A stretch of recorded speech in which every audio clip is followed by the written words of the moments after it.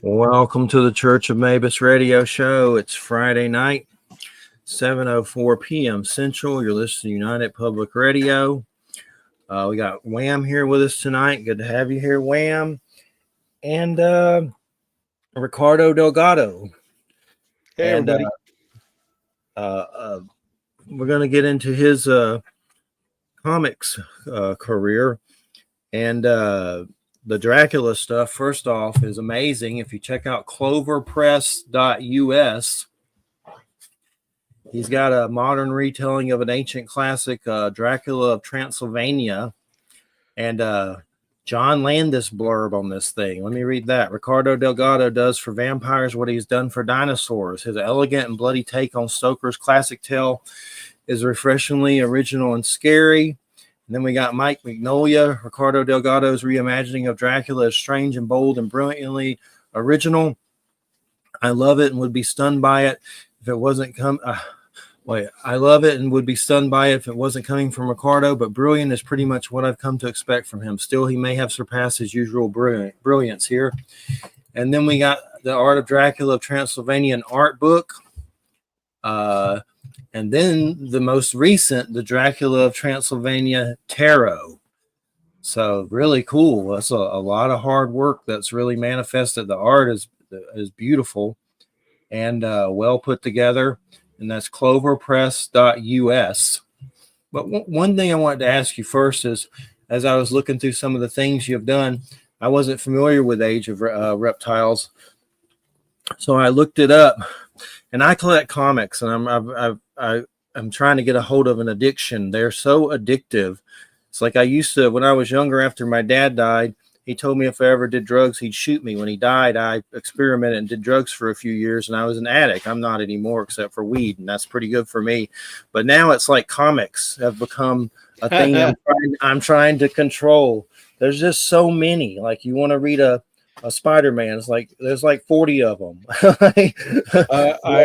I would agree with that. I mean, I grew up with comics. I grew up in a small town in Southern California, just outside of Los Angeles, and my parents gave me $1 a week for whatever I wanted as an allowance, And back then, the comics were 20 cents each, right? So you could get 5 comics a week, or you could get 4 in a candy bar, right? And so, but if you saved up 7 extra cents, which was still a little bit of money back then, you could get 5 comics plus tax, right? $1.07.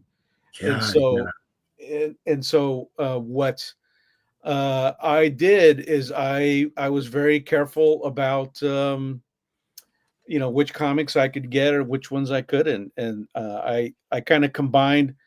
I love stuff like the Amazing Spider-Man, but I also love Tomb of Dracula. I'm wearing a Tomb of Dracula T-shirt right now. That's kind of my that was my jam. Tomb of Dracula, and then Werewolf by Night, which I'm sure everybody's seen the Marvel special. I love Werewolf by Night, and then there was Monsters Unleashed. But my favorite magazine of all was Famous Monsters of Filmland. That was like $1.50.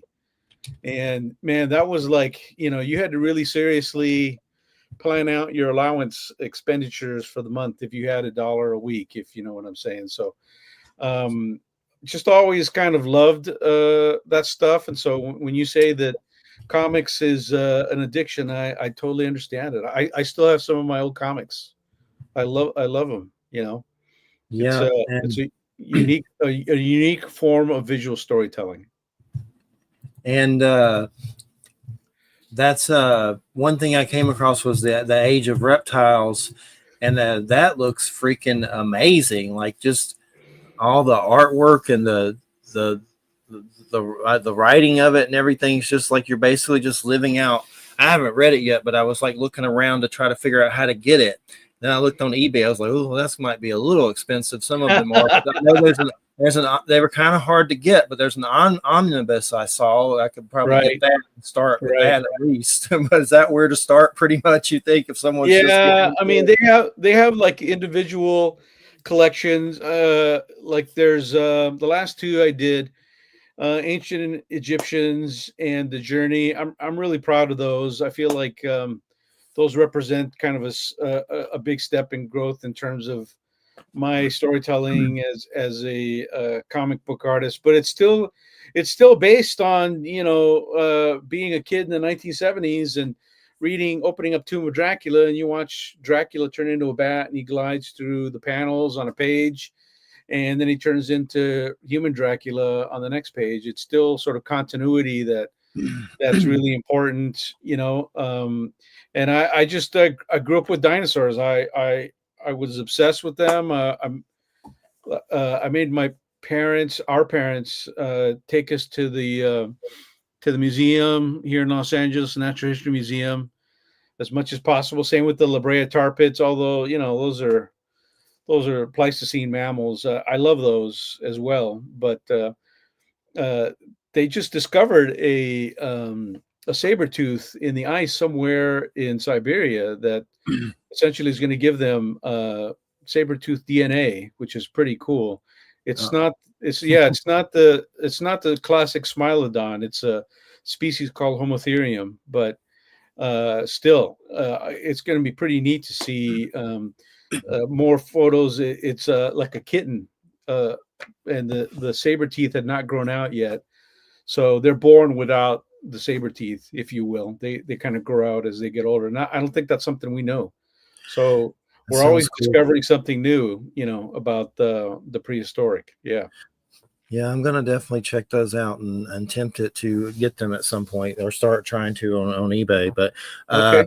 I mean, basically, it's just like dinosaurs living out their lives, right? Like, how does the Egyptian one? How does it fit in with that? Like Egyptian, like, is there like Egyptian characters in it, or what's No, going on with basically the title is Ancient Egyptians, and that's because my main character in the story is a Spinosaurus, and that species of dinosaur was found exclusively in what is now known as Egypt, right? And so that? the Cool. title, like, they're ancient Egyptians, but they're dinosaur ancient Do they Egyptians. talk in it, or do No, they no, just no, no. Do they get in the arguments and argue over parking spaces or anything like that? No, they don't. it's It's like very, National Geographic? It's like like watching one of those documentaries on dinosaurs, kind of, but cooler, probably. yeah, yeah. And I wanted to make it very naturalistic and kind of give it its own sort of animal documentary kind of dignity, as you just mentioned. But I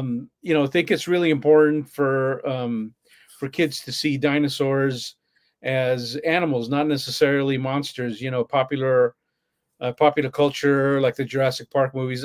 I'm kind of guilty of that as well. I worked on the third Jurassic Park film, Oh, but okay. most definitely, you want to be able to have kids see dinosaurs as just they're animals that aren't around anymore. And Yeah. it's kind of cool to think of them as the monsters of our reality. I get that, but they were still they were born, at eggs or live birth in some cases, and they lived and they grew, and then they died. But I just wanted to give them their own kind of dignity. But yet there's an aspect of character that I have in my character in my dinosaurs, like the Spinosaurus and the Ancient Egyptians comic is based on um, the Sergio Leone character played by Clint Eastwood in the movie Fistful of Dollars. I really love that movie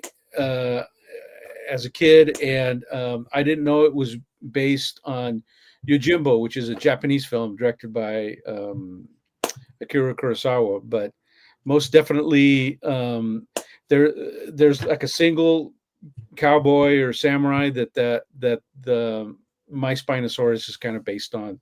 There's kind of a squiggly line on the back of the Spinosaurus, and it's based on the patch on the squiggly line on the poncho that's on Clint Eastwood in Fistful of Dollars. So um, there Very you go. cool. Yeah, thanks. I appreciate it. And I've always had love the story of Dracula, love the historical story of Vlad, and how it just can intermingle in so many different ways, like into fantasy and horror, and just how that story evolved on so many levels and how he fit in the historical Vlad the Impaler to that. But I've read a lot of the comics and try to collect the ones about Vlad, and there's some weird ones out there that are good. And you've done a great job of bringing it together and adding all the elements, and the horror in it is just amazing. Thank What you. what was the starting point for you and Mr. Vlad the Impaler? Well, the starting point is me being a little kid and watching all those Universal monster films on TV every Halloween, and you know, I'm old enough to remember when we didn't have anything other than TV, and so every year around Halloween they would start to screen on the local TV channels the classic Universal monster films, and I just I really love them. And the thing that was really interesting to me is that the Frankenstein monster, he's kind of assembled from different corpses, but he has kind of a benign side where he's kind unexpectedly. And the Wolfman, hey, he's a guy that got bit by a dog. Essentially, he's kind of a victim of circumstance. But and the creature from the Black Lagoon, he's a fish, right? He's a fish guy. He's an animal, if you will. But Dracula's the one that's like, hey, I'm the evil guy. I'm going to come into your room at night and I'm going to drink you dry and kill you. And so that's why he appealed to me. I also really love the Christopher Lee version as a kid too, because I kind of felt like that was kind of like the badass Dracula, if you will. Like the Lugosi Dracula was kind of like creepy and elegant, and kind of like very Eastern European, if you will. I mean, that is the character, of course, but the Christopher Lee Dracula was more. He was like a brute. He was more like I'm not going to walk in. I'm going to run in and I'm going to rip your throat out. And they had these close-ups of the Christopher Lee Dracula where he's got these bloodshot eyes. I remember being a little kid and Those are just crazy. like, yeah, no. So I was kind of taken aback by that stuff, but I also, had these different ideas based on some of the other films that I watched. Like I really, enjoyed seeing stuff like The Fly and, the original Cat People. And those films also really kind of very much like they scared me. Not to spoil anything for your audience, but in The Fly, he kind of gets his head crushed in a presser. It's very tragic, but also very scary. And that I remember being a little boy and thinking that was really creepy and scary. He also had that claw for a hand, and I thought that he had like one regular hand and then he had the other claw hand, and I thought that was really cool / creepy at the same time. So I just saw they're making a Flyverse.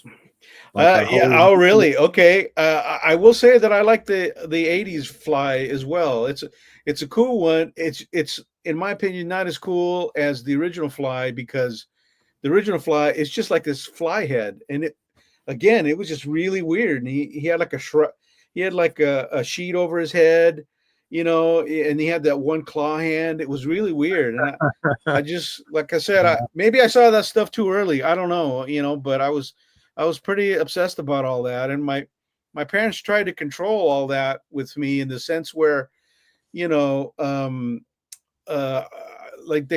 sometimes they'd see me reading Famous Monsters of Filmland, and there was like Christopher Lee impaled, and my mom would walk by and whisk that out of my hands, and that was the last time I saw that, But but anyway, I tied all that together and just said, I want to do a real scary, badass version of Dracula. I felt like a few of the interpretations more recently had focused on the romantic side of the character, and I wanted to kind of go back to kind of the warlord Dracula, the conqueror Dracula, the badass, really ruthless version. You see that version in the Tomb of Dracula comics in the 1970s, and they were drawn by this guy named Gene Colan. And man, I love those comics. I thought he was really ruthless, and it was Abraham. Which comics were those again? It's called Tomb of Dracula. Like here's my T-shirt Like that's Tomb of Dracula right there. That's Gene Colan's Dracula right Okay. there. And Okay. yeah, and they have like several compilations. Not to guide you to spend more money on comics, Jeffrey, but very definitely No. like that's a really good one. That's like the I think it's Van Helsing's great granddaughter, Rachel Van Helsing. That's sort of the main um, protagonist, and that series introduces Blade as well. And so it just meant a lot to me. I thought it was an important sort of step toward this story, and this story for me is pretty close to the Bram Stoker original story. But what I wanted to do is I wanted to expand the universe to include more of a supernatural world in the sense where there's more vampires, and he's considered the king of the vampires. But like I said, he's kind of a ruthless guy. He's not really into the whole like, hey, let's kind of negotiate everything. That's not his deal. He collects taxes from the other vampires, and they try to get him assassinated at a certain point. There's some that support him and some that don't. And it's very even though it's still very much what the novel is, there's just kind of this big expansion into the world of the supernatural. There's like ghosts and skeletons. He's got like a skeleton army. They're a legion of Romans that are now like skeletons, and they do whatever he says. And he has this horde of rats that he puts in another coffin, and they run around and do whatever he says also. So, but Nice. he still goes back to, he's still in Transylvania. He still goes to London, but this time he's there to seek revenge for something that happened during the Crimean War in the middle of the 1800s. And so I did kind of set it historically like that as well. So when it comes to Vlad the Impaler, what do you think about the historical story? I mean, a lot of it was really cruel, but it seemed kind of necessary on some level to survive, which, that's not going to happen in today's world. But back then, you got it was crazy. They were going to pretty much do crazy stuff to him too. They were already, the enemy that he had to fight. Yeah, most definitely, ancient history, even more recent history like that is being documented more and more. And yeah, those were not the most tolerant of times. A lot of lines drawn in the sand, and if you cross those lines, there would be trouble. Sort of the meeting of the Ottoman Empire and Eastern Christendom, if you will, was ripe with conflict. And my story alludes to that. In my story, he's still obviously he's a member of the undead, and he actually has taken on the Order of the Dragon, the Order of the Dracul, and betrayed them as well, because that's what warlords do. They conquer and betray. But there is a history there between himself and the Ottoman Empire. I hope to expand on that as I go. I still have 2 prequel stories. This novel takes place basically in 1899. Okay, and it's the story of Dracula and his inability to adapt to modernity. But I do have 2 other books planned where you see his journey from essentially his birth to this first novel. So he goes Nice. all over the world and does all kinds of cruel Dracula stuff. But I want to visit areas of history that are interesting unto themselves, like the Crusades, like the fall of Constantinople. All that stuff is medieval Spain. All that stuff is, I think, ripe for exploration. Like, take any period in history, drop Dracula into it. I think you have instant interest, right? So Yeah, I got something for you. I've asked, there's a guy, Dara Mason, that was just on. He wrote a book, A Song of the Dark Man, which is basically like a witchcraft book. It was creepy. It was their Halloween show. okay. Basically, he was saying there's a dark man that's a little bit more complex than the Christian devil, that's in Irish culture, Welsh, and he basically says it's an initiatory to witchcraft. It was a real creepy show. It even creeped me out, but it was good. But I asked him this question, and I've asked Stephen Flowers, another guy. I'll have to send you his interview. He wrote a book that's really good. Forgetting the name, but we talked about monster kids and kids like us who grew up with this stuff and we escaped into it and we still carry it. I'll have to send you that one, Stephen Flowers. But the question I asked, I'm wondering if you've ever come across this word, and it's scholomance. It's like some kind of secret weird school that has some kind of Dracula Transylvania connection. And if you actually, I'll spell it to you, but if it's a weird word, but if you actually look it up, they say it's part of Transylvania. Here it is, scholomance, Vlad the Impaler. That's part of Transylvania folklore. But something about, I'm trying to find it right now so I got it. No, I got it. It's it's like scholomance. It's a fabled school of black magic in Romania, especially the region of Transylvania. It was run by the devil, according to folkloric accounts. The school enrolled about 10 students to become the Scholomari. No, that's pretty cool. I mean, I hadn't heard of that one yet. And no one I ask about it usually does. So I'm thinking, maybe you could use it somehow. I don't know, but it's interesting for sure. No, I think it's interesting. And like I said, you could take Dracula and you can put him in any historical context, and it just becomes really interesting. Yeah, no. There's only one book named that with that name in the title. It's like some young adults that has nothing to do with Dracula whatsoever at all. And I don't know. But the thing that's weird, they say something about 5 people go in and one has to stay back with the devil and he teaches them the dark arts. I just wonder where, if you find anything else on it, ever let me know. 'Cause I'm just curious where the hell it even came from. It's weird. I will. I definitely, there was some stuff I could not fit into the novel that I wish I could. For example, down about New Orleans way, there's the story of Madame Lalaurie. And she was a New Orleans socialite and serial killer who was believed to have tortured and murdered enslaved people in her household. Huh. And she lived from 1787 to 1849. And it's a pretty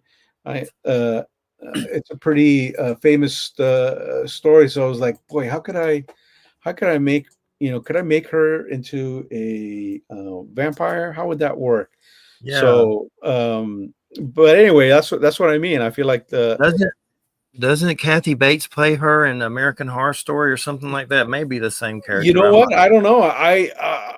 For some reason, American Horror Story has escaped me. So you have one up on me, but It's got its ups and downs. There's some really good ones, but some of them you're like, oh, I don't know if I can get through this, but some of them are really good.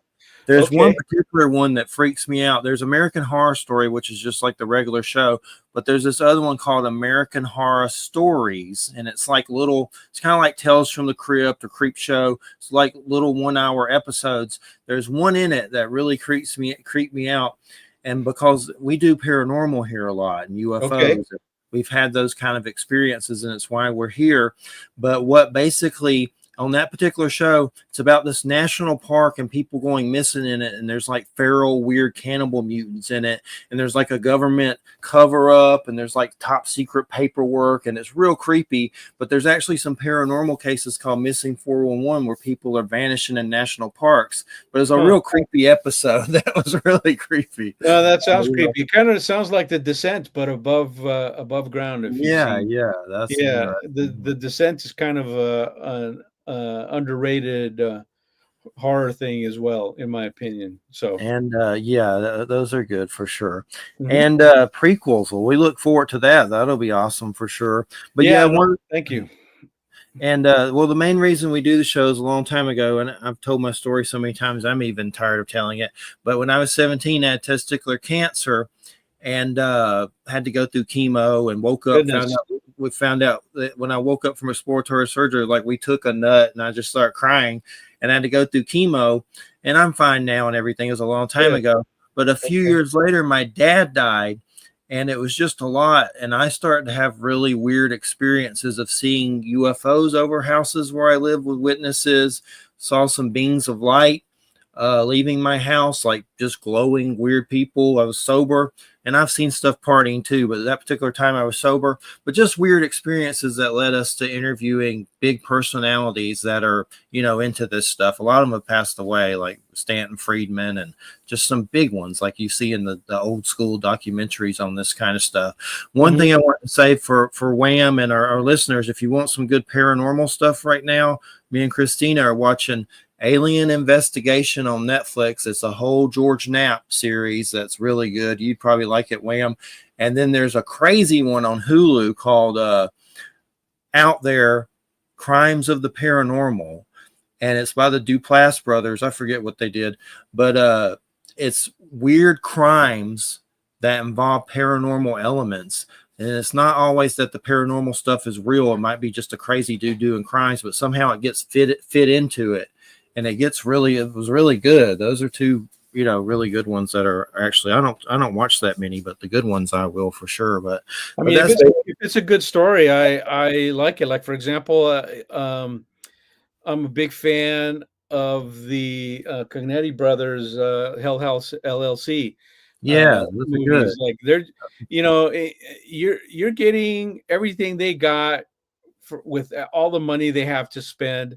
And there is a very complex history through the Hell House LLC films, and it all just kind of works as a complete history. And I really respect their efforts to. They're good.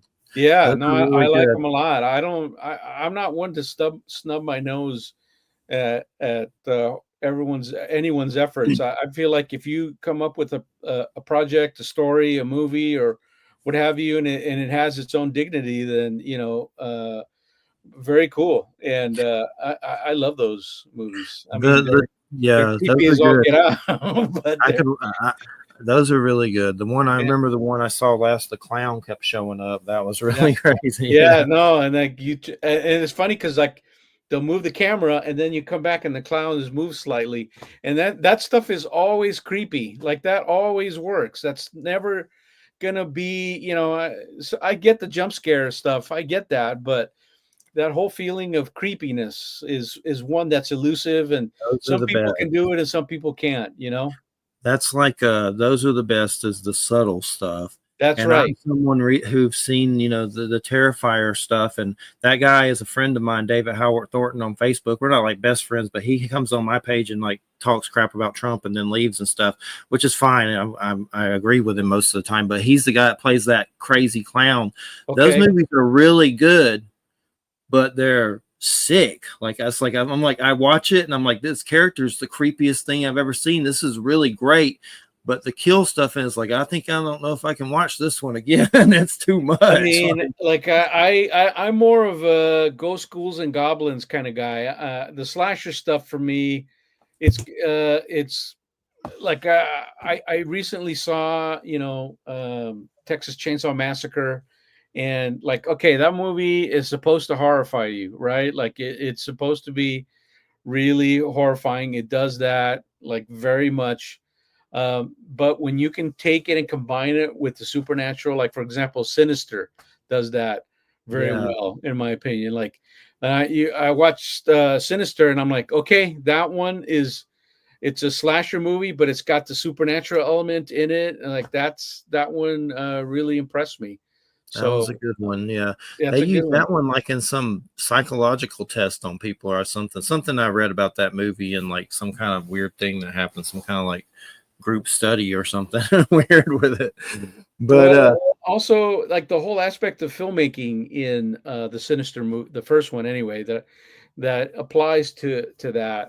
I mean, the whole found footage thing is interesting to me. Is there's sometimes you kind of have to suspend your sense of disbelief to be able to watch those found footage films, but they are intrinsically, when they're well done, and regardless of budget, right? When they're well done, and we just talked about the Hell House films, they creep you out. Like they very strategically move the camera one way and they come back and something's a little different. It's just yeah, really cool. It's very effective. I think the last found footage I saw was one on Frogman, that Loveland, like it's real paranormal, but it's called Frogman. It was decent. The Okay. effects were crazy, but it's about a frogman. Like that's a real paranormal case where Nice. people saw a frogman or something. Okay. All right. No, look, I'm a sucker for that. There was this movie that when I was a little kid, they used to have drive-in movies that were made by this company called Sun Enterprises, and they made Chariots of the Gods, and, and I was like really excited about that. I remember being like 7 or 8 years old, and I'm like, oh my gosh, we gotta go see that. I was kind of voted down on that one, and then there was another one called Legend of Bogey Creek. And Yeah, that's a good yeah, one. man, like, and again, I was kind of, I think we ended up watching, a Disney thing at the drive-in instead. But I just thought that stuff was really cool and a lot of fun. The whole pseudo documentary thing. But back then, like I bought all that Bigfoot stuff, the Loch Ness monster stuff. I loved all that. Like there's the photo of the Yeti footprint, and there's like a pickaxe there next to Yeah, it in the snow. I was obsessed with all that. It's kind of it's still am, to amazing. be honest. There's we've had a lot of big personalities on about Bigfoot. There's one guy, Ron Moorhead. He's like a real big author about that has some vocals that he caught, but he has a book, Quantum Bigfoot, where he gets into quantum physics and Bigfoot and like the abilities they have in a scientific way that basically anyone that calls it woo and thinks it's stupid, it's in your face like this is science, and he's really good at it. He's on a lot of big shows, but the big thing with Bigfoot and everything is we've done a lot of those shows, and that Bogey Creek brought a lot of people into that seriously. Like a lot of the researchers, they're like in the woods now still looking for Bigfoot because they saw Bogey Creek, which I'll walk through the woods, but I'm not going to go out there like that. Well, there's this TV show that I loved as a kid called In Search Of, and Yeah. it was narrated by Leonard Nimoy. And there's a Bigfoot episode that describes a guy kind of living in a cabin, in the middle of the woods. And it was kind of one of those like really small pioneer cabins, if you will, kind of, I'm explaining it very ignorantly, but it was like a small cabin. And then there's like, the story is that 2 or 3 big feet, if you will, attacked the cabin. And I remember being a little kid and I was like, that's like really scary. That really freaked me out. And of course there's the Loch Ness monster episode as well. Like I really gravitated. That was kind of the second layer of those of my, there was like the Universal monster stuff that I loved, and like the Aurora model kits and whatnot, the comic books. But then there was also these documentaries and whatnot, and TV shows that I loved as a kid. It kind of culminated for me, when Bigfoot sort of ended up on the $6 Million Man, and it was like Andre the Giant. I'm getting pretty nerdy here, but it's You're good. okay. That's the stuff that I loved, and I remember like Steve Austin rips off Bigfoot's arm, and that was a big shock. That was kind of like, uh, that was kind of like the beginning, or kind of a phase where, oh my gosh, Bigfoot is a robot. And it was kind of, that must have been, they had to have been during the whole Star Wars thing too. But I was just like really interested in all that, and all that stuff, got eventually woven into, my Dracula book. And I'm, I've done a lot of concept design for movies. And what I did is I created this, a bunch of concept art to help sell the book, but there was so much left over that Clover Press took it and made it into an art of book, like that Art of Star Wars series of books that I really loved as a kid as well too. Yeah. So yeah, so You'd that, be good at something in the future with cryptids, these kind of different things, maybe something. I've thought about it. That I definitely would like to do that.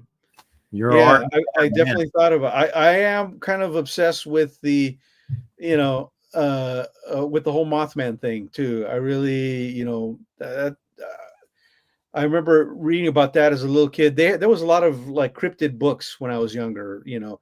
Bigfoot, the Loch Ness monster, and I remember reading about the Mothman somewhere in, I think it was West Virginia or Kentucky, and I just thought that was really creepy and really eerie. And I remember thinking maybe it's like a big owl. I don't know, but I loved all that stuff. Still do, to be honest. Although I kind of need to see them now. Like I'm 60 years old now, and I wish one would just walk out of the woods into town and just let everybody take a picture of it. Some That of would, the weirdest stuff going on with paranormal. If you get that show Alien Investigation with George Knapp, he goes down to Brazil and talks to people who were attacked by UFOs, and he's got like some crazy military people on the show. There's actually this black site. Middle East footage of a jellyfish kind of thermal image UFO that goes through a military base, and he has to protect the source because basically it's a felony to share that kind of stuff if you're like, I guess, in the military and release it. But he's like dealing with CIA and trying to get the footage of this big event that happened down in South America where people were attacked by UFOs. It was a case a while back, a long time ago, not that newest weirdness, but something a long time ago.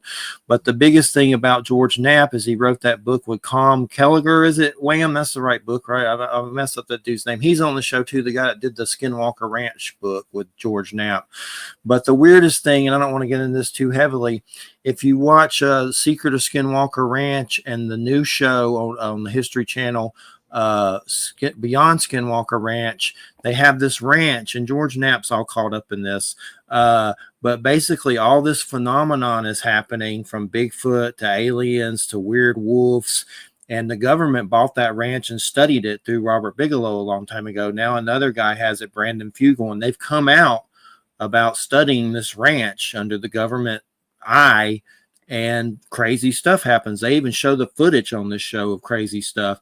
But the craziest thing about the show is there is so many government spooks on that show on the History Channel, former CIA, state Utah state attorney, and they have a roundtable at the end to talk about black helicopters that keep coming there from another section of the government and harassing them.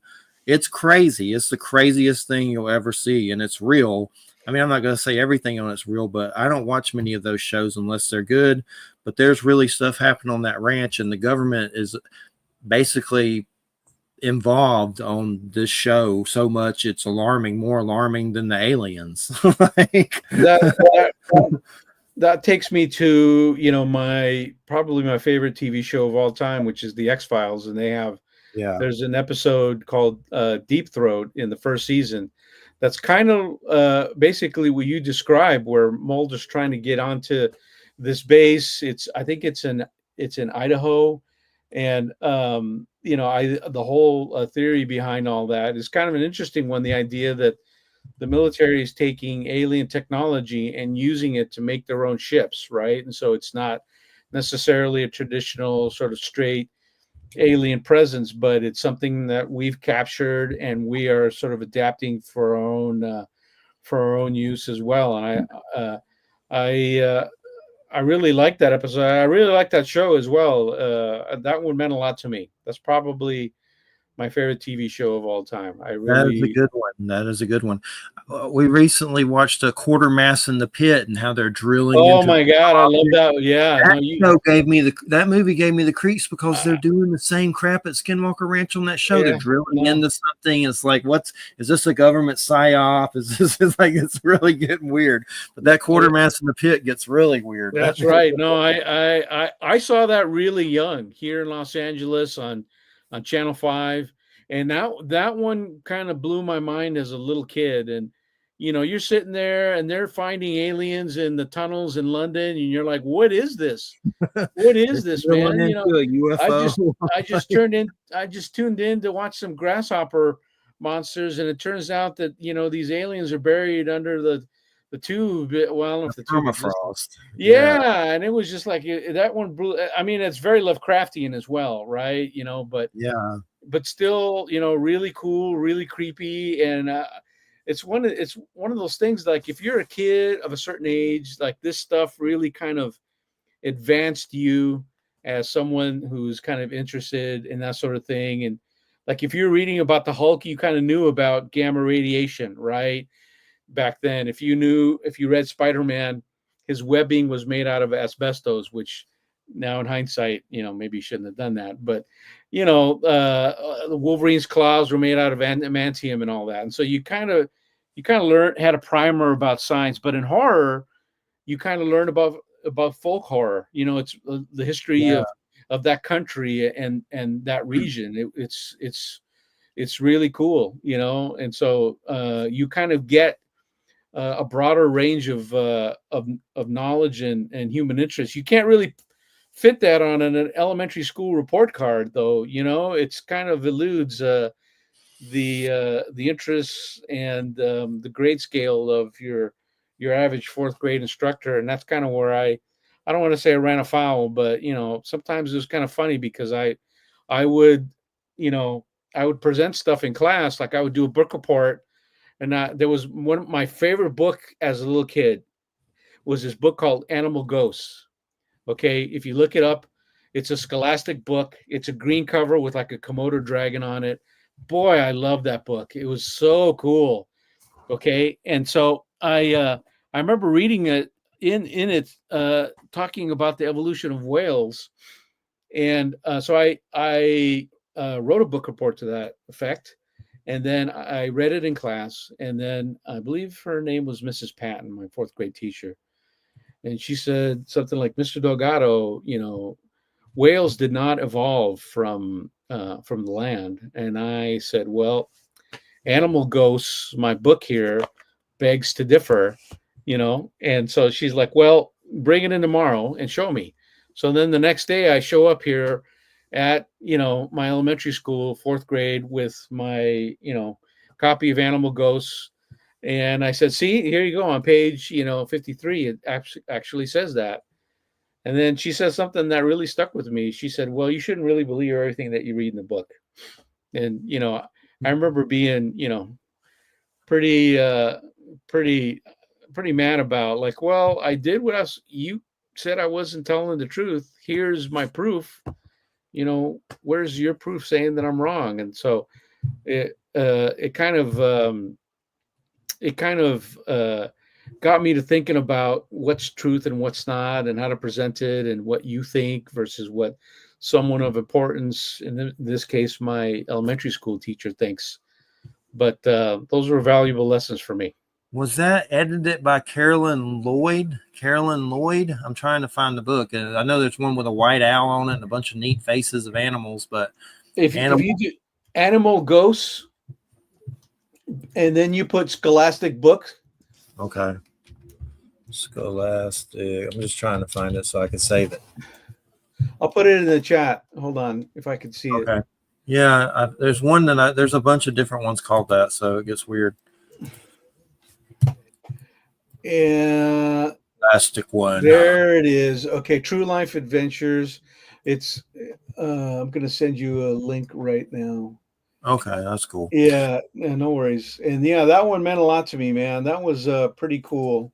And I really wanted it to there's on eBay. Visit site. It's on eBay. Hey, $15. Not bad. So yeah, I loved this one as a little kid. It was super impressive, and I love the artwork as well.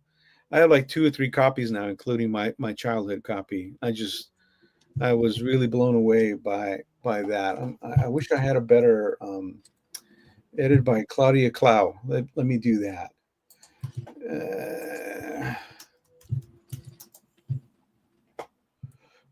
Yeah, here's the Amazon. No.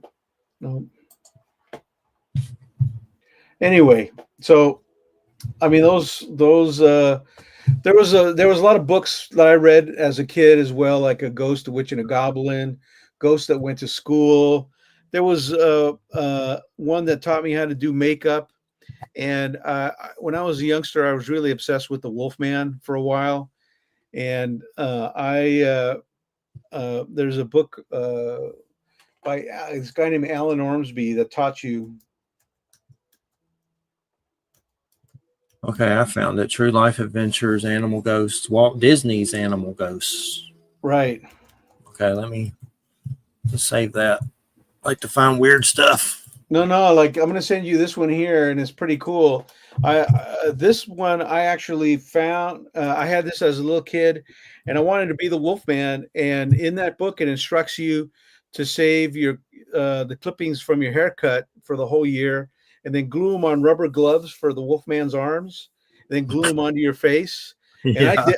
I did that. I did that. That must have been, fourth or fifth grade, but I was really impressed by that. And Alan Ormsby ended up working in the movie business. He was actually the writer of the remake of Cat People. He's on Facebook. I follow him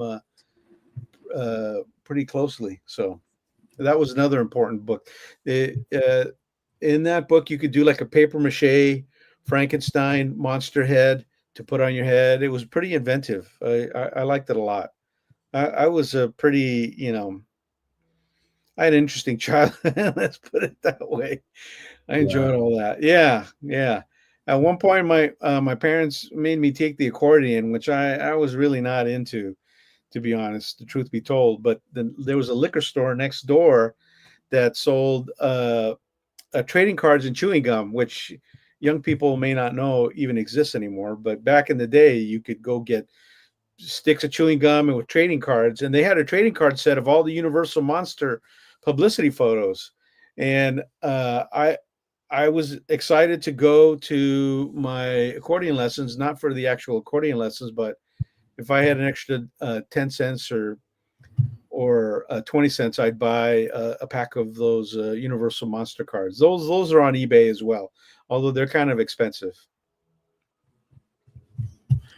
Yeah, I can remember so many, coming up to my mom and Kroger with that Thing comic, the Thing from Fantastic Four and Of course. Spider-Man, and bringing it, mommy, having a little comic book. One time I ran off to a gas station that was down the highway with a friend named Pookie and bought a bunch of comics and got grounded because I went on the freeway. But There was one time that I used to go. Pookie? yeah, Pookie? for some reason they called him Pookie. I don't know why. Pookie? I never asked. Thank God. Probably didn't want to know. I budgeted my dollar very carefully, but there was one time I got to the comic book store, and there was a comic book there. It was oversized, and it said Spider-Man meets Superman, and it was like $1.50, and I had $1, and I was like, what am I gonna do? This thing is, it's sometimes you just have to go for it. And I ran back to my mom, who's in the grocery store. I'm like, Mom, I need like 55 cents, like right now.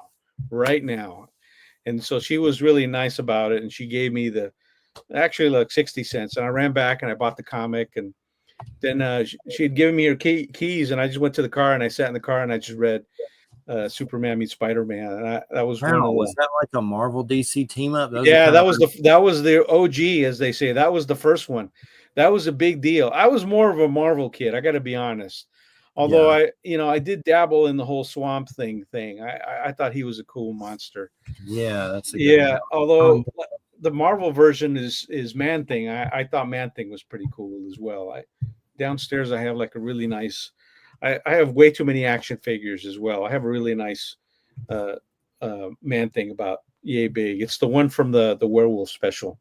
Werewolf Oh by Night yeah, special. Yeah. I saw that one. I didn't get it, but I saw it. I was like, is the werewolf going to come out? I'm sure eventually they'll do the Yeah, no, werewolf. exactly. Like, look, again, I was obsessed with the Wolfman as a kid. Although I will say my favorite Wolfman movie of all time is An American Werewolf in London, directed by John Landis. It still makes me laugh. It's still really scary, and that's Yeah, like that werewolf is like the most ferocious werewolf I've ever seen in a movie. It just rips people to shreds. I remember being, a teenager going to see that, and I was just like, "What the heck is this thing?" When it starts mauling, one of the kids at the beginning of the movie, it was terrifying and then like really funny at the same time. The same year, The Howling came out, and I like The Howling a lot. I'm not going to complain about it, but An American Werewolf in London, that one, that was an important movie for me as well. yeah, those are really good. I've seen the other ones, but the first one, nothing beats that first one for sure. Nothing beats that first one, man. Yeah, Have you absolutely. seen the werewolf movie? It's not too old. It's called Late Phases.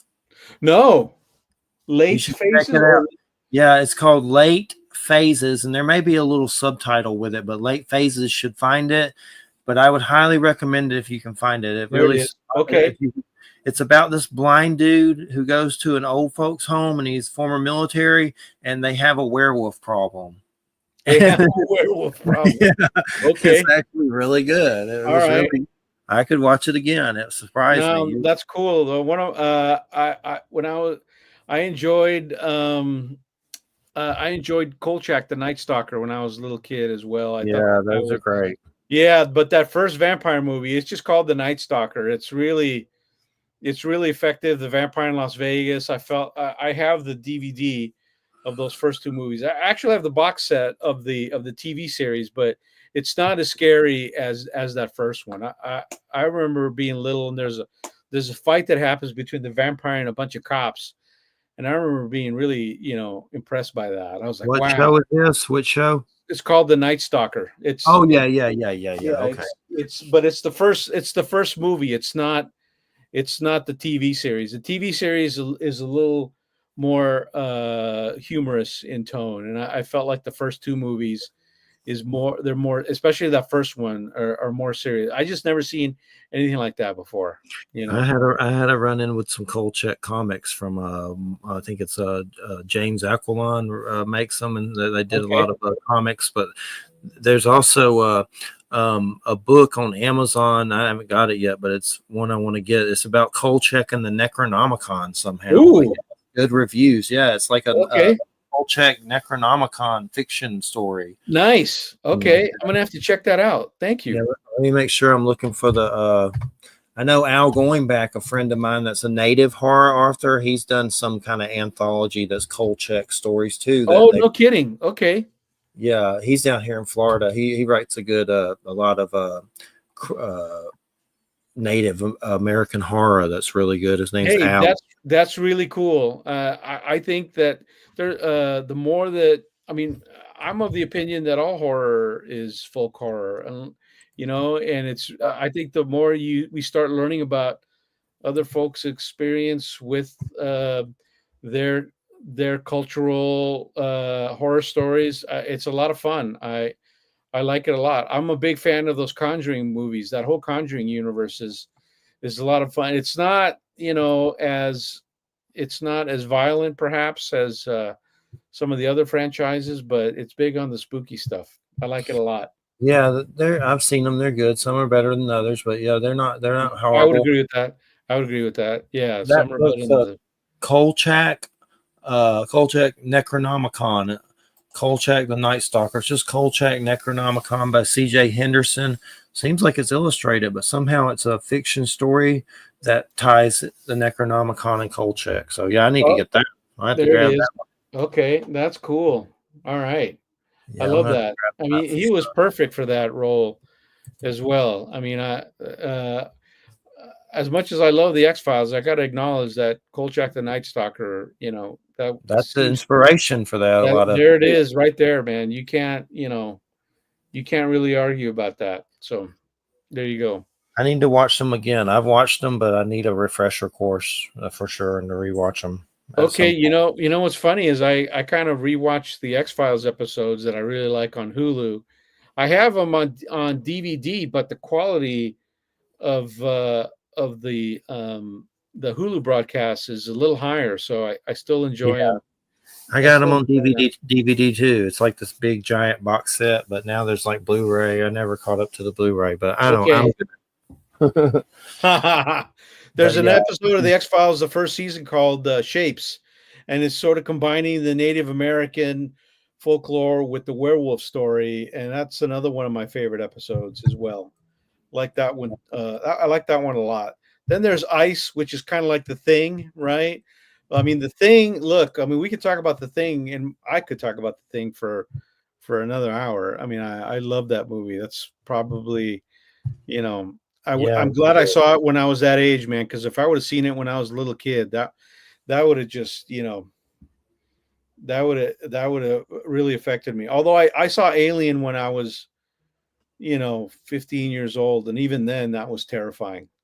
That's still Alien, The Exorcist. Those are still probably the most terrifying films I've ever seen. One of the biggest movies that gave me the jitters as a kid, and I rewatched it recently, and I never. It was the Toxic Avenger, and I know there's I mean, I like some of those movies, but they're kind of trashy, and you're like, how do I feel about this? But when I was a kid, my dad watched that first one, and there's a scene where they run over kids' heads, Oh and my for some gosh. reason, that really No, like no, it's really it's got it's me. how it's how stuff hits you when you're a little kid. I mean that's Yeah, yeah, like I really remember in one of the mummy movies, there's a female mummy and she comes out of the ground. She's been buried in like a river or something like that. She comes out of the ground, and for whatever reason, that scared me more than the other Carice mummy movies or the Boris Karloff mummy film. It just kind of depends what hits you as a little kid and how that impresses you. There's it's all an emotional thing, man. It's all about how that stuff kind of bounces around inside you. yeah. I'm looking Yeah. forward to the new Nosferatu coming out by Eggers. Oh, That no kidding, man. That trailer looks really cool. Love that a lot. I mean, most certainly in my Art of Dracula book in the back, I have like a top 10. I list a bunch of vampire movies that I really like. Um, but that both the original and the Herzog version, I think are yeah, amazing. But this trailer, I have high hopes for this one. There's that shot of the hand reaching over the city. It's really cool. I love yeah. love. I love Nosferatu. I have a lot of those figures and stuff, and I had to like quit collect them because there's so they just started coming out with so many. I'm like, I can't keep up with them. I already have Me like 10 too. of them. I know. I wish I could reach over and grab. I have a really cool Nosferatu There's been sculpted some by good ones. There was a they, Nika one yeah. recently. The Nika one they just did, and That's a good Nika one. did, yeah, Nika did a London After Midnight one too. That was pretty. I saw that one as well. I was at Son of Monster Palooza last month or whenever that was, and I was sorely tempted by that. I have to say I was sorely tempted. If you look on Kickstarter right now, the Cheney family is doing a London After Midnight comic graphic novel that's a Ooh, hardback, or you can get soft cover. But it just started up, and they're basically going to do the whole story in comic book. It's on ooh, Kickstarter right now. I'm sure they're that going to retell it. oh, that's cool. Okay, Yeah, excited to hear that. I love hearing that. Wow. it's All by the right. Cheney family, and they're involved. Yeah. But definitely that Werner Herzog. I love all the Nosferatus, but the Werner Herzog one, that one's really Klaus Kinski. That one's something else. That one's just Hey, that's like an art movie. I gotta say, like the first, although, like if you watch carefully the original, the Murnau version, there is a werewolf in that. There's Dracula in wolf form, or and it's a hyena. They got a hyena to run across the screen. It goes like this, but if you watch it again, there's like this hyena in the movie, and you're like, what is that? And that's Count Orlok as a werewolf. But I agree with you. The Herzog version, I feel like it's like that's like an art movie. That and Alien, yeah. those are like two art films, Did you right? ever And get to see Shadow the Vampire with Malkovich and Defoe? That was pretty yeah, good. I like that one a lot. That's pretty good. I enjoyed the sort of making of the movie with the real vampire aspect of that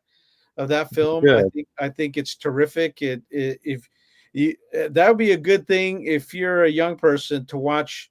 I would watch the original and then watch Shadow of the Vampire, and then that sounds like a lot of fun if you haven't seen either one of those, to see the original movie and then you're watching the original movie being filmed in the second film. That to me is terrific.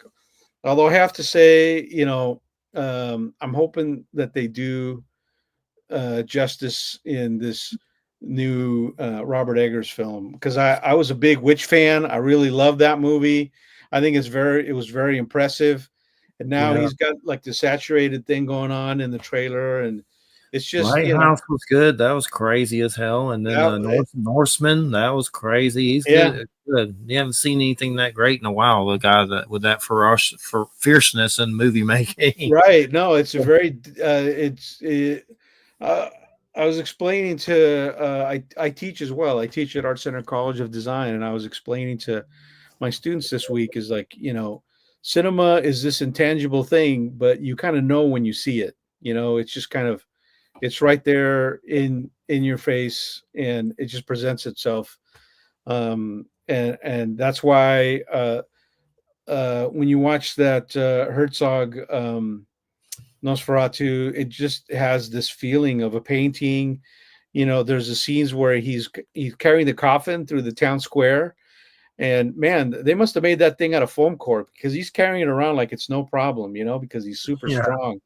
But there's a scene where he kind of walks into the shot, and there's like street lights that backlight him, and it looks like an impressionist painting. And I really appreciate the attention to that. Also, I like love the scene with the rats on the table, you're just like, wow, that's really creepy as It's well. haunting. The creepiest part is like mummified babies at the beginning, like in some That Moscow. was no Those are fooling around, real. man. Yeah, that's Those are like real.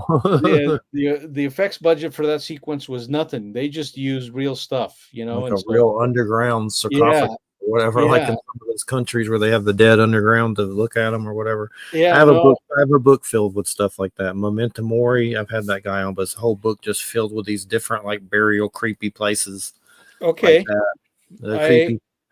there's a um there's a Bradbury book called The Mummies of Guanajuato, and I think it came out in the 60s, but it's pretty amazing. I would highly recommend it.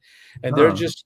they're just close-ups on those mummies, and they may have influenced Herzog, but they're just folks that can't pay the cemetery tax, and so they would get dug up and put in this sort of Huh. underground chamber. Yeah, and it has Bradbury's prose. And I was a big Bradbury fan as a little kid. I felt like his stuff it made fantasy and science fiction accessible to sort of a younger reader like myself. Yeah. I was a public library kid, so I discovered, like Tarzan and um, John Carter of Mars, like those stories. I discovered them through the public library, and like they had those Frank Frazetta covers from the 60s and 70s that were, really amazing and just filled with mood and lighting, and was super impressed by that. That's a strange little book. They don't have many of them on eBay, but I mean, there's just enough to where you could probably find one. But some of them are really expensive, but some are decent, like $25, but some are like $200. But that's a strange book. I'll have to grab one that's cheaper for sure. That's weird. Oh, you The talking mu- about the Guanajuato book? yeah, Yeah, yeah, no, I would recommend it. That's a good one. That's certainly when I've had to draw mummies and stuff like that, corpses. Like for my book, I would look at it because you can't get stranger than the truth, right? Many times, like that was a big influence on me as well, and I was really intrigued by the way that Ray would take his stories and just kind of weave them around real cultural events. The Halloween Tree, everybody, if you haven't read that, that's a really good one to introduce your kids to Halloween. Sort of talks about different Halloween ceremonies all over the world or their equivalent, and that one meant a lot to me as a kid. It was made into a TV show, a TV movie, and Leonard Nimoy is the lead in that too. So pretty fun. Well, let's see here. Let's we're going on about an hour and 10 minutes or so. So first off, I just want to say what a great show. We really appreciate it. It's been really, really good, and so many different subjects from Dracula to Vlad to paranormal. You can't get any better than that for sure. No, thank you. No, it was great for you guys to have me on. I always enjoy, talking about things that go bump in the night, but also the stuff that, meant a lot to me as a kid that ended up really influencing me as a storyteller and a novelist and an author. So, we didn't even talk about the tarot cards, but I'm proud of those as well. And I'm glad I'm glad we could have this time to chat. Thank you. Yeah, and yeah, I think I read the titles of them, but we never really got like deep into it. There's so much Dracula to get into. That's like but yeah, those tarot cards, I have those, and they are amazing and really Thank well. you. No, they're And sold out now. I have to say, you can find them on eBay, but they're from Clover Press. They're sold out now. So Very cool. Yeah, thank you. No, I appreciate it. And I also appreciate you guys talking about my stuff and, getting the word out a little bit. I feel like I created something with as much dignity and effort as I could. And it's nice to see the public reacting to it like that. Well, according to Joe Montaldo, who owns the network and he's on Ancient Aliens sometimes, we're hitting about 900,000 listeners a show. So I hope hope those cards come back in and people buy them on Amazon. The different cards, the Dracula of Transylvania tarot card set by Ricardo Delgado. And you just put in Dracula of Transylvania tarot card set and check it out and go to cloverpress.us. Thanks so much, Ricardo. Really cool. We appreciate it. Keep us in the loop on those prequels. We'll get you back on or whatever's going down. Keep us in the loop. Thank you very much. No, I appreciate it. You guys have a good evening. What a pleasure it was to be on. Take care. Bye-bye. Take care, man. All righty, everybody. You're listening to United Public Radio, 107.7 FM, New Orleans. And next week, we got a Small Town Monsters guest, Ron Murphy. I always forget the name of the book. Ron Murphy. I think it's like Phantom Lights and stuff. It's already in my search engine because I looked it up recently. Lights in the Mist. So that'll be a paranormal type show with Small Town Monsters. And got a show Thanksgiving week. Usually get it off, but figure this was a good one, so I got him on. I'll be fat from Thanksgiving and turkey and deviled eggs. How about those deviled eggs representing some pecan pie? But Thanksgiving, it's like I don't like the whole holiday because of the native situation, but the food, you just can't. I can't help that. The food is too good. But I always make comments about turkeys taste like napkins. Turkey tastes like napkins. But I saw that on something, I forget, some comedy show or something. But the deviled eggs and rolls and all that stuff, just try to be grateful, even though the day is, kind of a creepy day in a lot of weird ways, isn't it? Yeah, well, I don't really do Thanksgiving anymore, actually. In fact, I was, my partner said, "Oh, my family's coming over." And I said, "Oh, I'm getting a motel room." I mean, literally, I cannot deal with it. I don't like the food. I don't like the food at all. And I don't like the crowds. And my job, I work so hard at my job. It's like on my days off, because that's like a day off, right? I just don't want to be around people. I'm just too tired, Yeah. And everybody's sort of pretending,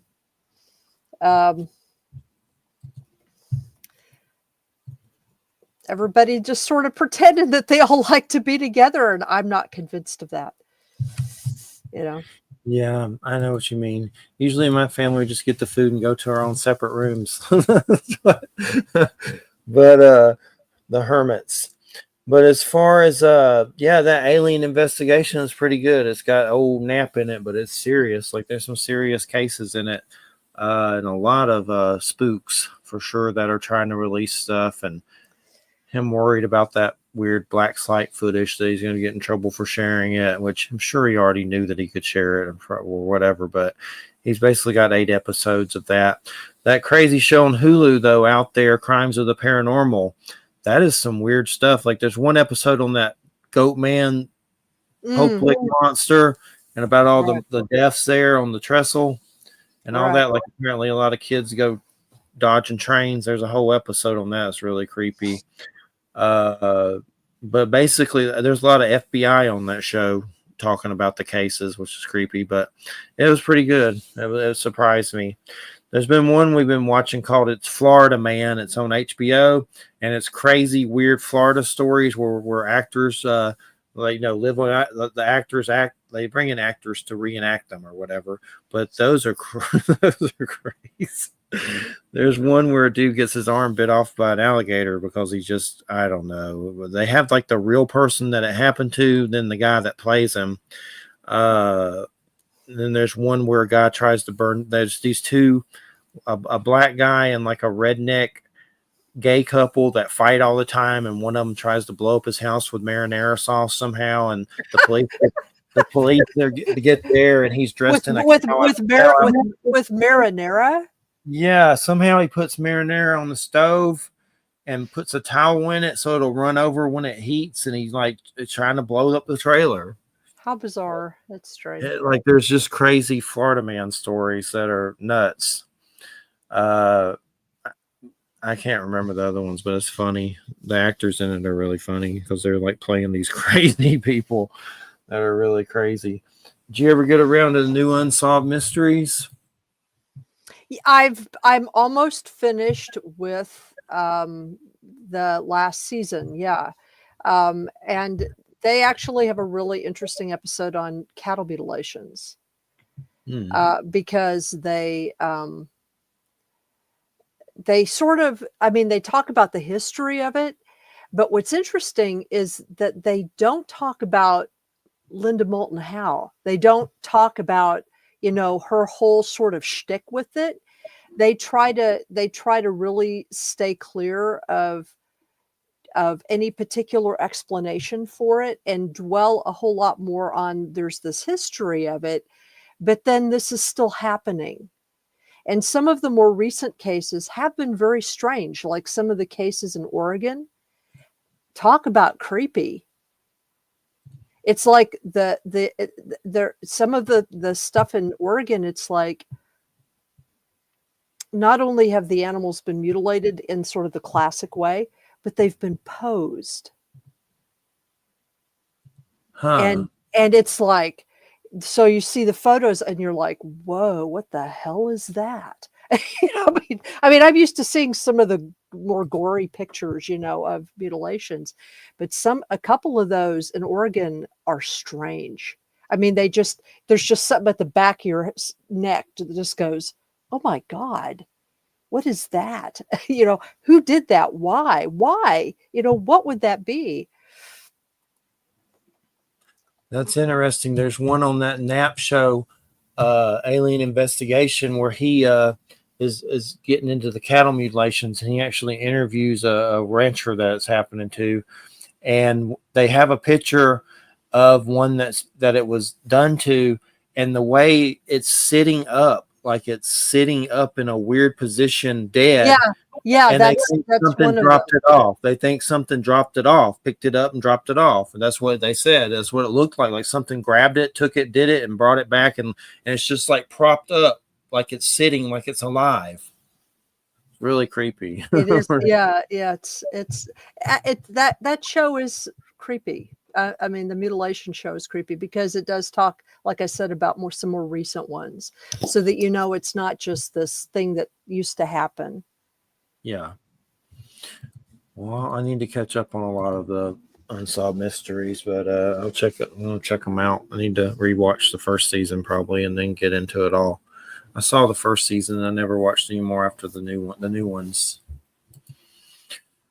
But gosh, what is up with this Trump stuff? I made a joke on my status about Kid Rock and Scott Baio and all the idiots. Ted Nugent are going to get cabinet positions, and then soon My Pillow guy is going to be the Surgeon General. Like, he's just picking like a bunch of retards. Oh, well, right. Well, and you know, I really doubt that the Senate is going to let him get away with that. I mean, it's most of the positions that he's nominating for, they have to be confirmed by the Senate. I mean, unless he tries to do that, you know, recess confirmation stuff. But I'm not convinced that all senators will permit that to happen. Yeah. And while the Republicans do have the Senate, they don't have it by much. They can only lose 4 votes. So it's like, it's not like a super mandate or anything, you know, it's just kind of crazy. It's almost like he's just like thumbing his nose at people.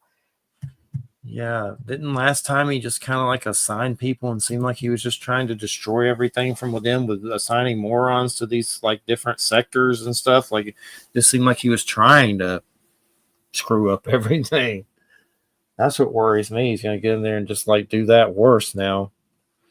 which I'm not even going to waste my time worrying about it. I try to think of like some of these stories where the shaman's like out in the woods and he doesn't know any of this political crap's happening at all, and he's just like in his own world or in the quantum world or whatever, and you Right. just Well, don't. I'm not sure exactly. I think what happens with him sometimes is he has these ideas of things he wants to do, because this is how he was in business.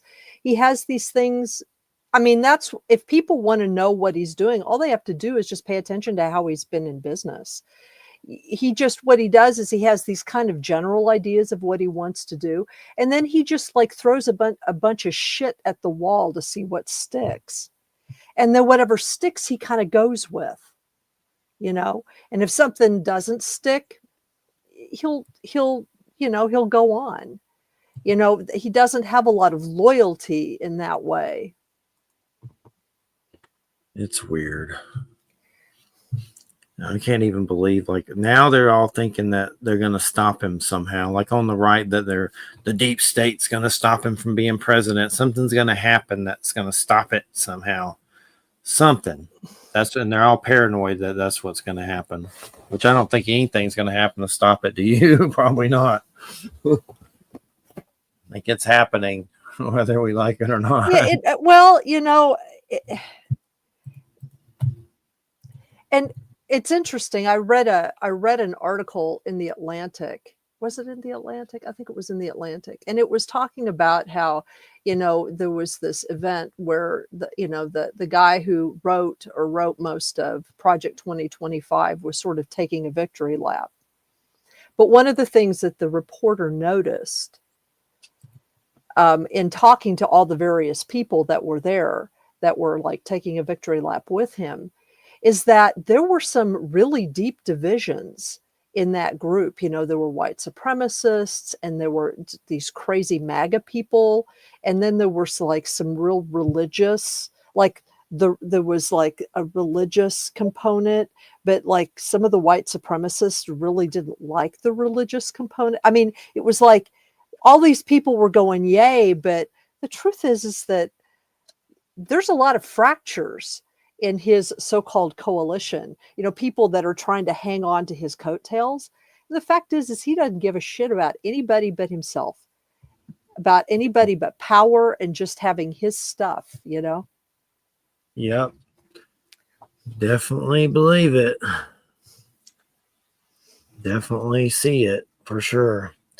But yeah, that George Knapp show gets into the cattle mutilation thing, and then they go down to Brazil where that gets really weird. Like, I never even heard this case. It starts with a C, and it's just some weird thing that happened where the government was involved. The U.S. government was down there, and all these UFOs came out of the ocean, and people got attacked by some, and they actually went to some of the witnesses there and interviewed them, and it's some ladies with him that's I don't know, she's in the military or something, but they go to some of the witnesses and they still have the burn marks on them, what happened to them, and like the old scars, and they interviewed the people, and we're only on the second episode, but it's pretty good so far. It was a lot more detailed than most stuff, a lot more in-depth. Old Knapp has his own show,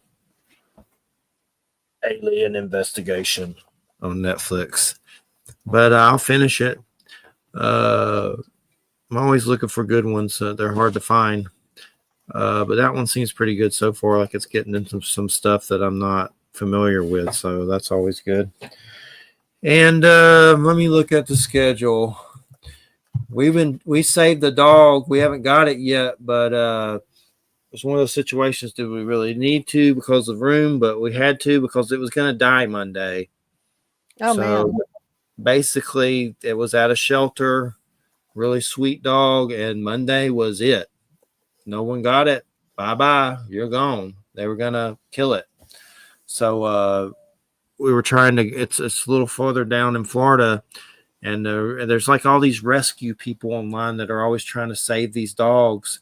So some of them were trying to help bring it to us, get it out, and then bring it closer to us so we didn't have to drive so far. And then one of them like fell through, and we're on the countdown. It's like waiting for death row. That's what it felt like. It was really weird, but not running on not much sleep. But finally, a lady went and broke it out, and Christina's going in the morning very early to go get it, and we saved it. But after this, it's like there's a cutoff. There can't be no more saving. That's what's sad. So many people are throwing out their dogs and stuff, and these shelters are so filled up. And they're so filled with animals that they're just like killing them, man. It's the only thing they can do. They're just throwing their animals out on the road.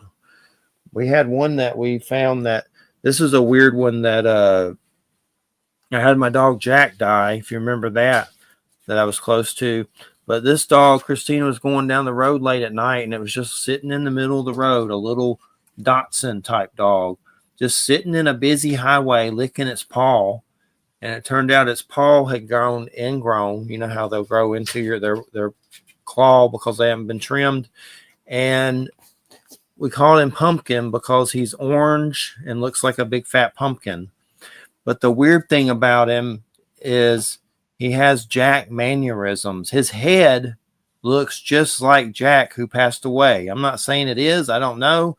But there's weird similarities and coincidences of behaviorisms that this dog does that's just like Jack. That's just like him. I'm almost like, is it Jack? I mean, I've thought it with some other dogs, but this one takes the cake. Like, it just does a lot of stuff. His name's Chucky Pumpkin or Fat Jack. He looks like Fat Jack. But anyway, he will get under covers. He stays on the couch just like Jack, under a cover. He's under my poncho right now. And he'll try to take your seat when you get up and sit on it, just like Jack. Winks at you, just like Jack. Just a series of weird shit that's weird, just like Jack. And it's crazy. And part of he's like, well, maybe it's not, but why does he have the same head as Jack? If you put their pictures together, it's the same freaking head, but a fat body on this one. I'll try to pull him up. Come here, Chucky Pumpkin. And then you try to give him food or water, he'll run away and dart away from it. Like, hold on, I swear, if you find a picture of Jack, his head looks just like it came, the same snout, the same like weird white patchy stuff, and same ears, just a fat but it's weird. Is it Jack? I don't know, but he does some weird stuff. Just sitting in the middle of the highway. So we think someone threw him out of their car. Yeah, well, shit like that happens. I tell you. you. A sore on him like an asphalt burn. And ouch, ouch, ouch, ouch. But it's a good dog. He would have got ran over.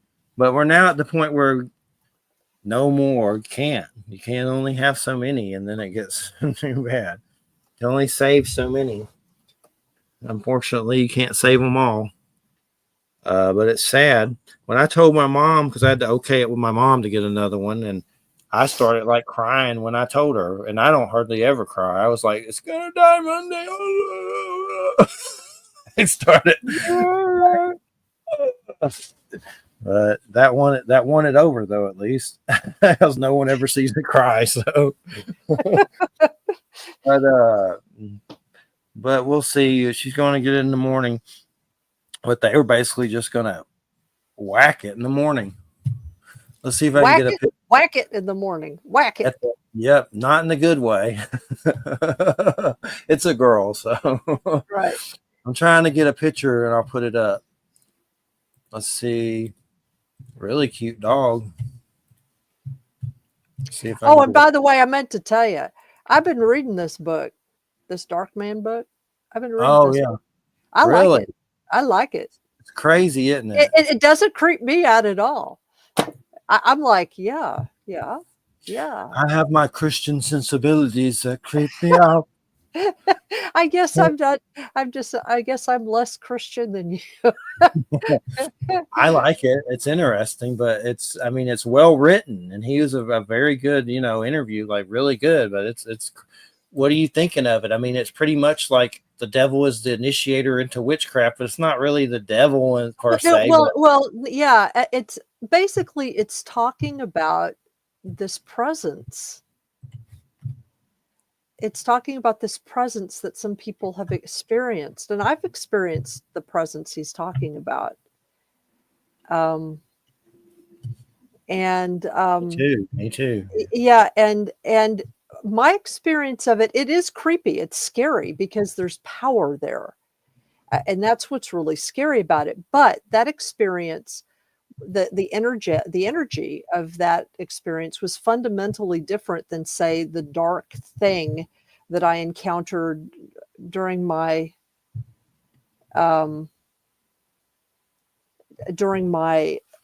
that experience that I had when I tried to connect with Berdella. You know, I don't know if you, because I know that I've talked about this on here, but it's probably been a while. And that experience, the dark man that he's talking about, that energy is very different than what I experienced with Berdella. With Berdella, that was something else. That was not something we even want in this reality. You know what I mean? It's like, whoa, whatever that was. But the dark man is something that's a part of our world. He's a part of our world. And so while that energy is unnerving, it has been when I've experienced it. To me, it's not scary in the same way. I actually feel some comfort in it, because this is an energy that is of the earth. It is part of the earth, and it's not something that can be conquered by humans. You know, it's not something that can be harmed by the crap that we do here. And in fact, in the end, it's probably that which will take care of us and get rid of us if we get to a certain point. You know what I mean? So it's a kind of a protector. And so I experience the energy as a little bit more comforting in a weird way. I wouldn't sick it on anybody. I mean, it wouldn't necessarily obey you. But like if you're into the deep energy of Odin or anything like that, his energy is really similar, is really connected. There's also a Slavic deity named Veles, who is sort of an embodiment of some aspects of this. So to me, it's very interesting. There's the dog. Harley. That's who was going to get whacked Monday. And now she's not. So it's good. It's crazy.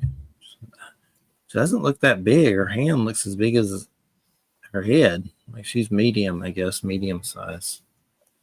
But yeah, they basically put these dogs online and say that they're going to croak on that day if the adoption was free, and someone either comes and does it or they don't. Many times no one comes at all, and that's it, you know.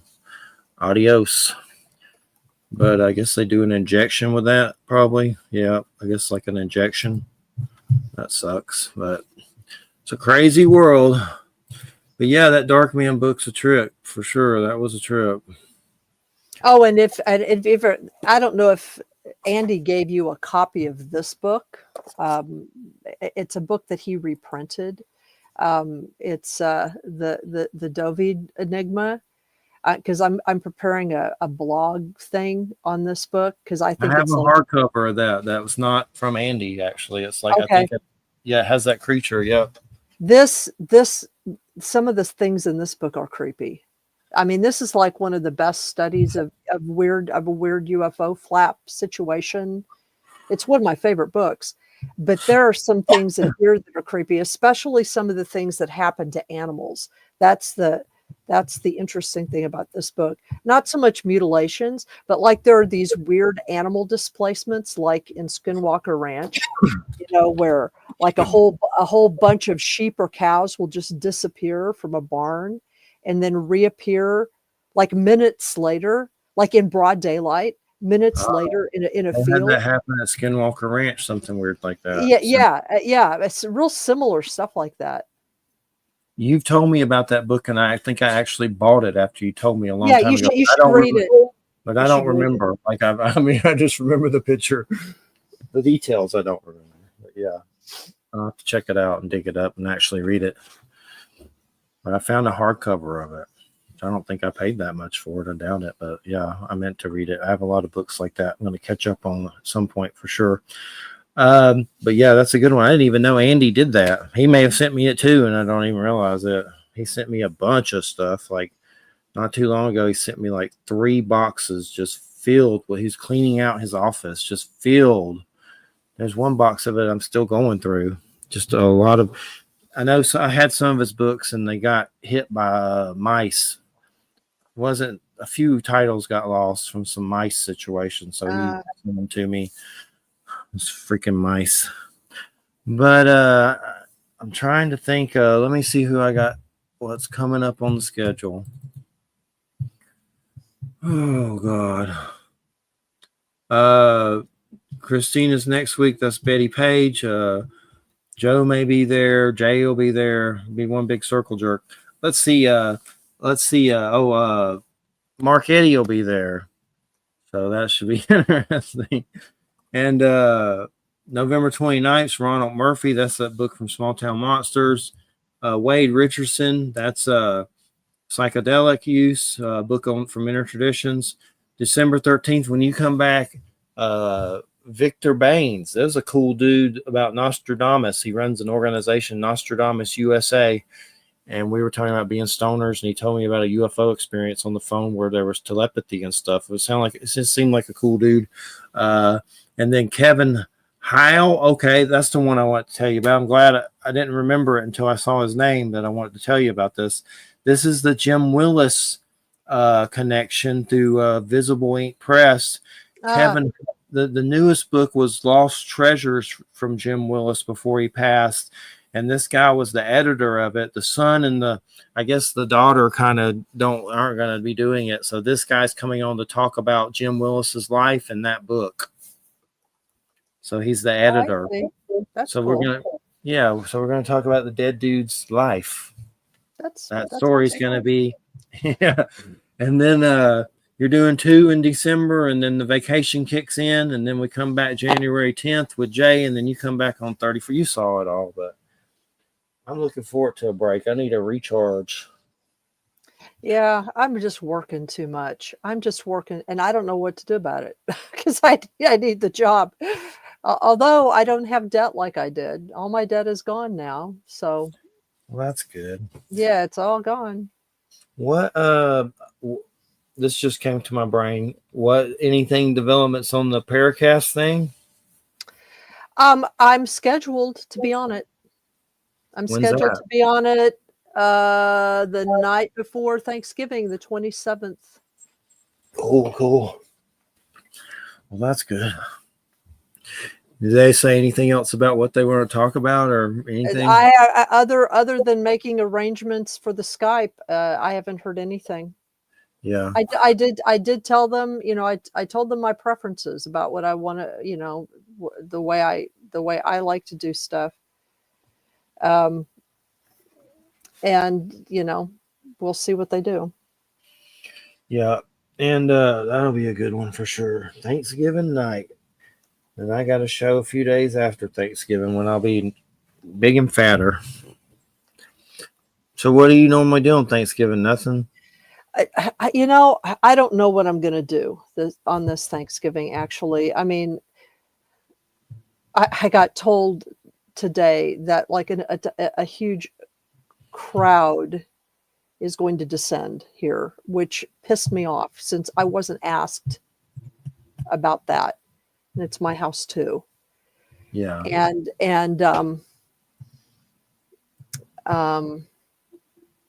So I'm just going to have to see what I think about it. Maybe I'll just get drunk. I don't know. What's happening? A Thanksgiving shindig? Well, yeah, I mean, just like too much family and stuff. And see, I've been really working on my health. And I know nobody can tell based on this, but like since August, I've lost like 22 pounds, and I'm really trying to eat well and exercise, and because I just want to feel better. and Yeah. and having to deal with all that food and all that those people and all that stress that it just doesn't it does not sound fun to me. I'm not much of a family person anyway. Yeah. Um, Well, what are you doing to change everything? That's good. I need to do more. I've just been doing it the way you do it. You know, I've just been keeping track of how much I eat, you know, the calories, how much I eat and how much I exercise. It's very boring. It's not rocket science. I had to change some of the things that I ate. Um, um, What did you miss? well, you know, I've had to give up most of my, I've had to give up a lot of carbs, and I've had to give up fried food. Yeah. I mean, I can have a little bit here and there, you know, of stuff. And, you know, it doesn't matter. You know, you see these people advertising, oh, you know, you don't have to give up any foods, any of it's like that's all of that is hype. It's bullshit. If you're going to really lose weight, especially if you're older, like I am, you know, postmenopausal, if you're going to lose any weight, you're going to have to give some stuff up, and you're going to be hungry sometimes. You're not going to be starving. Okay. But you are going to have to, um, learn how to eat less and change your relationship to food. Now, I've done this before. When I got out of graduate school over 20 years ago, I was really overweight, actually bigger than I got this last time. And I did Weight Watchers, which kind of uses the same set of principles, and lost all that weight in like 18 months and kept it off for almost 20 years. Yeah. So this is like a postmenopausal pandemic issue. You know what I mean? Definitely. And what have you been eating more of? What kind of food? Salads? Well, more vegetables. I do eat a lot of protein though. I eat a lot of chicken and fish, and I like tofu, so I don't mind that. I've cut out a lot of cheese from my diet, although I do eat some, and I eat yogurt. I do eat fruit, certain fruits anyway, whole grains, but I limit with how much of that. Yeah. I've had to be careful with soda. I don't drink that much of it, but one a day is even too much. So just lead you to the road of kidney stones. What do you normally drink? Water, or what do you prefer? Water, coffee, and tea. I'm not a soda drinker. I haven't been as an adult. I haven't. I don't even remember the last time I've had a soda. It's terrible. It's Yeah, terrible. I mean, it's probably been 30 years. Because I grew out of it. Yeah. I mean, I will drink seltzer water because I do like bubbles, but I don't like pop or soda, whatever. You know, I grew up calling it pop, and here they call it soda. So, you know. I don't drink that often, but when eggnog comes around, there's this Evan Williams eggnog that has like brandy and rum, and they sell it at the liquor store. I've already had some of that, and I also had some Jaeger bombs recently. My mom gave me, but I don't really like. I mean, I'll do it sometimes, but I don't really like it that much. I mean, it's good at first, but I just don't. I'm not a big drinker. I've gone through stages in my past when I can remember throwing up Jaeger outside bars, but it wasn't that bad. I mean, it was never anything so bad that you're going to die or anything, but I just don't like it that much. Sometimes once on a blue moon, but not all the time. I prefer weed, but the Jaeger bomb's actually good because it's with Red Bull, and you don't even hardly, you taste the Jaeger, but not like doing a shot of it. Subtle. But that eggnog will get me in trouble. I got to be careful with that. They bottle that up now and mix all kinds of stuff with it. It's good. It's really good. But that's where it has rum, brandy, and whiskey, like in eggnog in a bottle. like 3 different kinds, and it tastes good. Like that's my biggest thing. A lot of time I tell you that liquor tastes like crap. But I'll do the eggnog some, but certainly not every day. Just once in a while. We got the big old beaver moon tonight. Oh, it was it was Friday night. amazing. It was amazing. An It's huge. amazing moon. It's huge. It's lovely. It's like right outside my window, lighting everything up. So what's up with the beaver moon? What's it mean? It means like Well, dams. I'm not Super- sure. I'm not sure exactly, but it doesn't mean beaver in the normal sense. I mean, I guess it's the animal, not the, It's the coochie. it's not the coochie. It's not the coochie. Yeah, beaver time. But yeah, I saw it too. It looks bigger, like huge. You can feel it. You can feel like my head's like a fishbowl head. But yeah, so what do you think about George Knapp? Will you watch stuff that he does? You think you'll check out Alien Investigation? I might. Is it on Hulu? It's on Netflix. It's on Netflix. I might. Yeah. I like George Knapp to a point. I think he does. He's got a great voice for narration. Yeah. And he's a good reporter. He's a little bit too right wing for me to listen to some of his stuff. At least some of the people he hangs around with.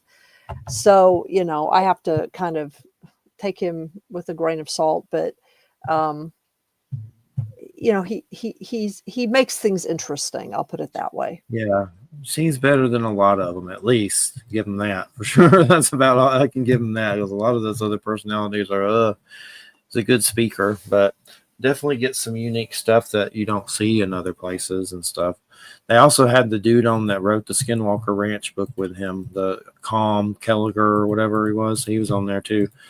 But there's some weird things. One reason you should watch it, he really has some spooks on there. Like he visits spooks' houses. Spooks are trying to get him stuff. Like crazy, like military government crazy people that are just crazy, like big time characters on there that you normally would not see on anything else. I've never seen anything. It's definitely bleeding into that weirdness with Skinwalker Ranch. The spook levels at the all-time high on there. But yeah, it's worth watching for sure. And trying to think, God. Oh, watch the Penguin show on HBO. That was really good. Colin Farrell playing Penguin. Ended sad. Kind of a sad, murderous situation that was unexpected. I don't want to give it away, but it was definitely good.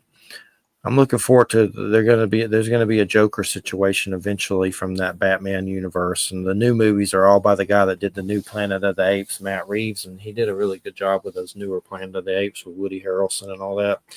But there was a Batman movie with Robert Pattinson's Batman, and he actually did a good job, but Paul Dano plays the Riddler in it, and he's just insane. Oh, really? And then there's a guy that plays Joker in it briefly, like he's in the prison, and he's talking to the Riddler after the Riddler gets caught, and you can barely see his face. And there's a deleted scene where you can see his face more, but he's going to be the next big Joker, and I think it's going to actually be pretty good. I'm trying to find the guy's name that plays him. It's an actor that's in a lot of stuff. Barry Keoghan. Barry Barry Keoghan plays it's going to be playing the Joker. But and he seems and the Joker looks really creepy, like a lot of crazy like malformations and stuff. Like his face just looks like a train wreck compared to the other ones. But did I tell you much about that? We don't have much longer, like 7 minutes or something. But did we talk about that newest Joker with Lady Gaga and all that stuff? We haven't talked about it. No. I mean, what I've heard is that she's probably the best part of it. That's what I've heard. It was terrible. The first one was decent. I mean, I'm not going to say it's the greatest thing ever, but it was decent. The second one is just, oh my God, this needs to get over with. I can't do this. It's a musical. I'm trying to like this, but the biggest thing about it is the ending. And spoiler alert, I think we may have mentioned this briefly, or I did with someone, but you're not going to watch it, are you? No. Okay, No. so I'll say what happens, and if you haven't seen it yet and you're going to cry, don't listen because I'm going to tell the end. Okay, So go ahead. spoiler alert. Basically, Joaquin Phoenix is a Joker-like character that paints himself up and seems kind of Jokerish, but at one point he sees Bruce Wayne as a child at the main manor estate of the Bruce Wayne, the Wayne family. He sees Bruce Wayne as a child, and that's the only time any kind of Batman even happens in it. And you can actually tell that there's such an age difference. It's weird because the Joker, well, Joaquin Phoenix is a lot older than this little kid that's supposed to be Batman later. But anyway, it turns out that he hooks up with Lady Gaga and all that stuff, and they're lovers, but it's really weird because you don't know what's really happening a lot of times because he gets into weird, like imagination, fictitious, like has things happen that may not be real. So you're trying to figure out what's real and not. Like he's in the hole, and then suddenly Lady Gaga appears and she's screwing him. And you're like, well, he's in the hole. Is she really there? Or because he imagines stuff, but he was really having some kind of relationship with her. But anyway, the ending, this guy just walks up to him and they don't really show his face, but he starts talking to him and he tells some jokes and stabs him and kills him. He dies. And then the guy sits down and carves up his own face and it ends. Oh, that's stupid. And supposedly that's the Joker, like I guess the real Joker. And this Joaquin Phoenix Joker is just like an imitation or something. That's how the whole thing ended. And Joaquin Phoenix is dead. Like the character is dead. So I didn't really like it.